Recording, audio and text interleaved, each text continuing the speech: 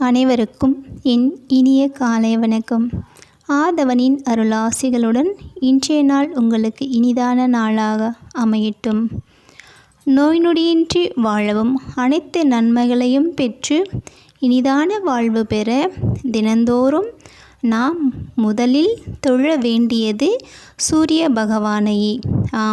நாம் உடலில் இருக்கின்ற நோய்கள் அனைத்தும் காணாமல் போக நிச்சயம் அவரது அருளானது அவசியம். ஆதலால் தினந்தோறும் காலையில் அவரை வழிபட்ட பின்பே செயல்கள் அனைத்தையும் துவக்கம் செய்வது நன்மையாக அமையும். இன்று ஞாயிற்றுக்கிழமை மாலை 4:30 மணி முதல் 6 மணி வரை வருகின்ற ராகு கால நேரத்தில் அன்னை துர்க்கையின் ஆலயம் சென்று அவள் முன்பாக எலுமிச்சை தீபம் ஏற்றி அன்னையிடம் தங்கள் குறைகளை எல்லாம் சமர்ப்பணம் செய்யுங்கள். நிச்சயம் நம் தாய் நம் குறைகள் அனைத்தையும் போக்குவதற்கு ஓர் சிறந்த தீர்வை நல்குவாள். சிவாய நம. திருச்சிற்றம்பலம். போற்றி திரு அகவல். இதில் 40வது வரிகள் முதல் 49வது வரிகள் வரையிலும் விளக்கத்துடன் பார்ப்போம்.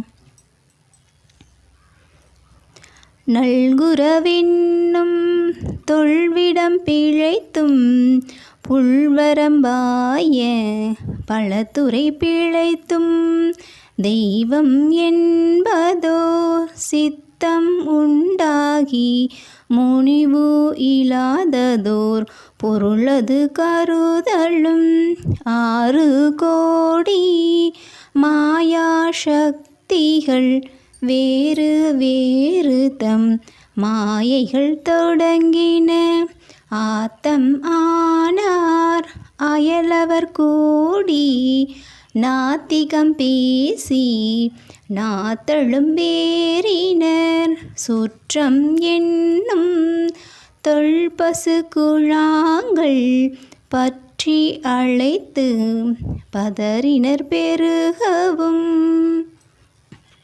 தரித்திரம் என்னும் கொடுமையினின்று விடுபட்டும் பொருந்தாத நடத்தை பலவற்றினின்றும் ஈடேறியும் வெறுப்பு என்றும் எதிர்மறை உணர்ச்சி சிறிதேனும் இல்லாமல் பேரன்பு சொரூபமாகிய பரம்பொருள் ஒன்று உண்டு என்ற விவேகம் ஜீவாத்மாவுக்கு எண்ணிறைந்த பிறவிகளுக்கும் பிறகு உண்டாகிறது.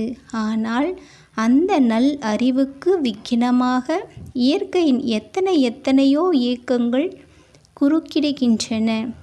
அன்பினரும் மற்றவர்களும் கூடி கடவுளே இல்லை என்று நாவில் தழும்ப ஏறும் வரையில் நிரீசுவரவாதம் செய்கின்றனர்.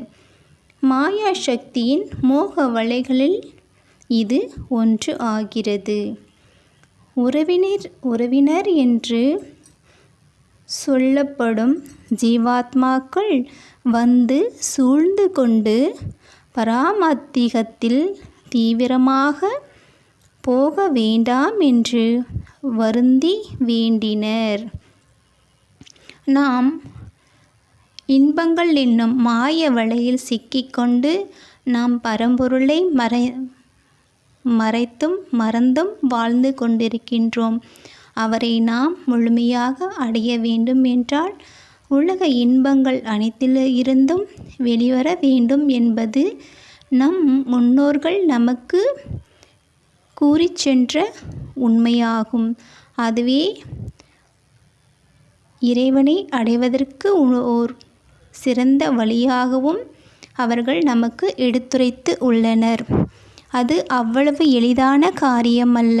நாம் உலக இன்பங்களில் இருந்து வெளியில் வருவது என்பது ஒரே நேரத்தில் நடப்பதும் ஆகாது. சிறிது சிறிதாகத்தான் இறைபக்தியின் மூலமாகத்தான் அதிலிருந்து நாம் விடுபட முடியும். பின்பு பரம்பொருளை நாம் அடைவது சாத்தியமாகும்.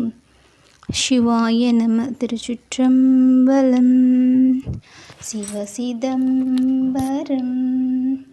தில்லையம்பலம்.